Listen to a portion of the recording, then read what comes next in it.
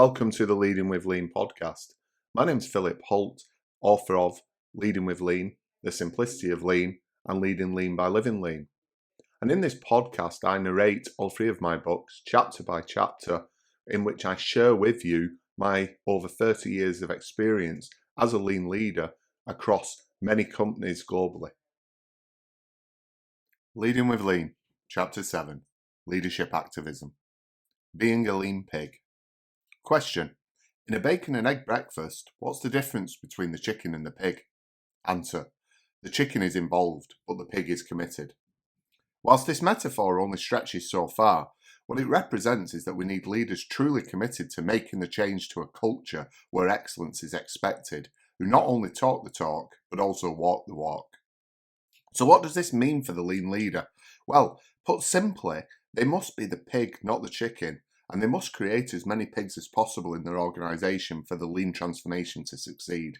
Those lean thinking organisations that are world class are only that successful because a critical mass in the company became lean pigs. Whilst they accept that we shouldn't go around telling people that they need to become pigs, that is just for the purposes of the metaphor, it is essential that our lean transformation includes a way of transitioning the people in our organisation to the new way of thinking in a committed manner. This involves some serious training, coaching and engagement to get there. In my experience, this is the only way to get the level of commitment required.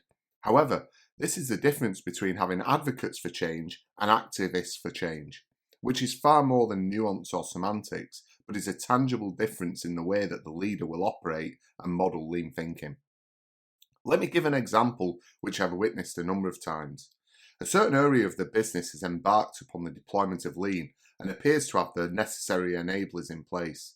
There is a lean champion, training has been set up, and the leadership team supports the other teams in making the time to set up the daily management processes, including communication cell boards, standardised work and so on, as well as value stream mapping to identify their future state vision and a Kaizen event plan to deliver it. However, when it comes to the daily management, value stream mapping and Kaizen events, the leaders are nowhere to be seen. They do not practice leader standard work and continue to manage through emails and shoot from the hip problem solving. Despite articulating their support for the lean program, they fail to demonstrate a real commitment through active involvement in the change. The leadership activism that we require if we are to be successful. In this example, the lean deployment is doomed to mediocrity and will fail to be transformational. Some improvements to the business will occur, as the people on the ground will use what they've been taught to make improvements to the ways of working, but the destination of operational excellence will not be reached. The lean leader is a coach amongst their colleagues, continuously encouraging and teaching them how to become activists. This will require humility and a willingness to make mistakes and show conscious incompetence in front of their teams. However, once the initial fear is overcome, what they will observe is an increased respect and appreciation from their teams as they see them embodying the change that they want, modelling the new ways of working and experimenting with them. This is an important moment in the transformation. Being more than an advocate. Discovering an activist leader is a special moment, and I've been fortunate to work with and meet a few. Within the company that I previously worked, Royal Philips, I worked with and coached a number of executives who had been responsible for the deployment of lean in their area of responsibility. Many of them demonstrated activist leadership, always being prepared to be actively involved in the deployment of lean thinking and investing the time for training and certification at the lean advanced level. In these cases, the lean transformation prospered and the team members maintained a high motivation for the deployment. I've also researched a number of lean transformations to understand the role that the activist leader plays in its success. 3 leaders who have really impressed me are Art Byrne, who amongst other things transformed wire mold and wrote a motivating book about it entitled The Lean Turnaround. Professor John J. Oliver, OBE, former CEO of Leyland Trucks, who turned around the business with what he termed radical employee engagement. And finally, Dr. Gary Kaplan, MD, who was a CEO of Virginia Mason, a healthcare provider in Washington State, USA, which has become a company to become one of the most successful lean transformation successes in the healthcare industry and led them to a leading position in North American healthcare provision.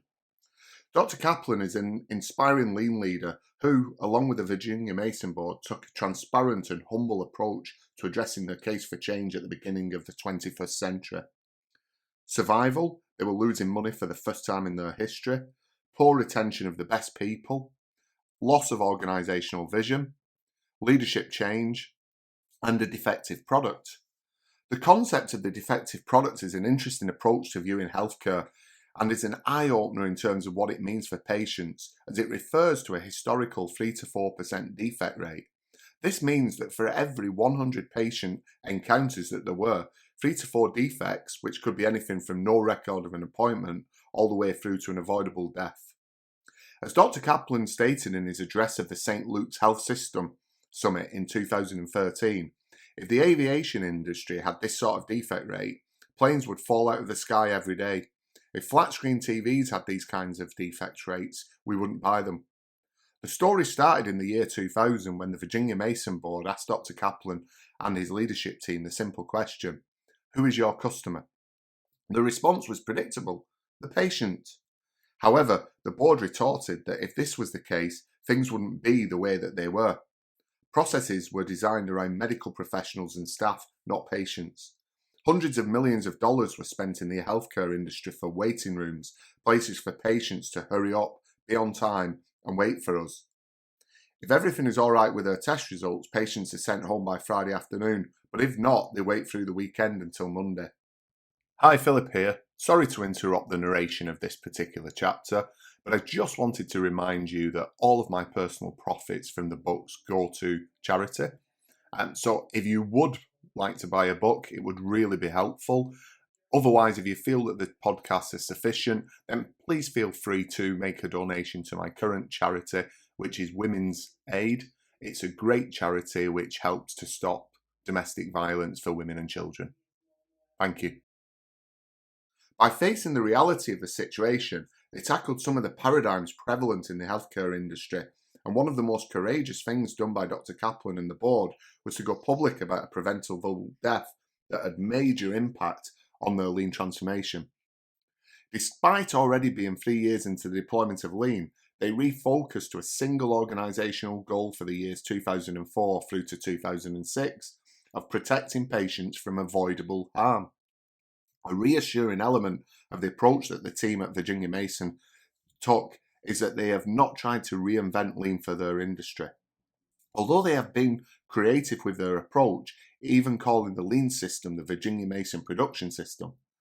This is a mature approach and would appear to be a critical factor of the mindset required to be a successful lean transformation. In this case, it was driven by their activist leader, Dr. Kaplan. Another element of activist leadership is the way that Dr. Kaplan has driven Virginia Mason to undertake detailed value stream mapping of their current states, finding that typically more than 90% of the time fails to be added value, which enabled the significant improvements that they've made in their performance. They've also taken a granular approach. However, Dr. Kaplan is clear about the role of the lean leader. As lean leaders, there are technical changes. Lean, there's the toolbox. It's the improvement method. But you need a critical mass to feel urgency.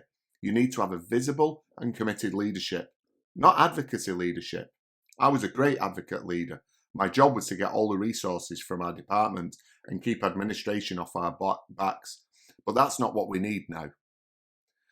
This statement from him was really a thought-provoking and changing moment for me, as I really saw somebody at the top of their organisation being a true lean leader and being a truly activist leader. And his reflection and ability to understand where he had failed in the past as a leader and how he was able to then use that learning to improve, to me, is the epitome of a good leader. As a result of the 15 plus years of lean transformation, Virginia Mason has made a fantastic leap forward in performance and care for patients. In 2010, they were awarded Top Hospital of the Decade by the Leapfrog Group, and have since featured regularly in the top 100 hospitals in America list. The cultural change in their organisation is tangible and is led from the top, with another great quote from Kaplan demonstrating this. We've got a $2.7 trillion industry. We've got enough money in healthcare. We need to change our mindset from scarcity to one of abundance. It's what we do with our resources that counts. Virginia Mason and Dr. Kaplan have demonstrated that with true lean leadership and a lean transformation linked to the business strategy, an organisation can fundamentally transform its performance. Creating activist leaders. Leading with lean requires our leaders to be activists like Dr. Kaplan, but it doesn't mean that we only need the activism of the CEO, the C-suite, and the senior leadership. Rather, we need all leaders, from CEO to team leader on the shop floor, to be activist leaders, and we must create the environment that will support and enable this. This means that the lean leader must create scale in the proliferation of the coaching of our leaders at every level. This is where the viral model plays a big part, as it ensures that we build the lean leadership across the organisation through the training, coaching and certification of our leaders. At the shop floor level, we train our team leaders, group leaders and area managers in leading the change through workshop-based training and certification to the lean advanced level. At the senior level, we train with high-intensity lean leadership classes to simulate the change leadership that they are required to make for themselves and lead others through, leading to their own certification at the lean advanced level. Whilst we're doing this, we're also developing the lean champions and lean masters who will scale this across the organisation. This is another reason why we use the model value stream approach, developing a critical mass of advocate leaders before we scale up. As discussed in Chapter 4, we distribute the expertise through the organisation with our rule of 10 lean certification ratio of 1 to 10 to 100 to 1,000. That is, master to expert to advanced to foundation. In Chapter 3, I also talked about the 262 rule of engagement, whereby, on average, in every group of 10 people, there were 2 advocates. Whilst we ultimately want activists, not advocates, these are still the best people to build into activists, and so should be our initial target group as we begin the transformation. For example, in stages 1 and 2 of the viral model, we identify and recruit these people, and as they begin to grow as activists, we should see the passive team members start to take note and move into the advocacy and ultimately activist camp.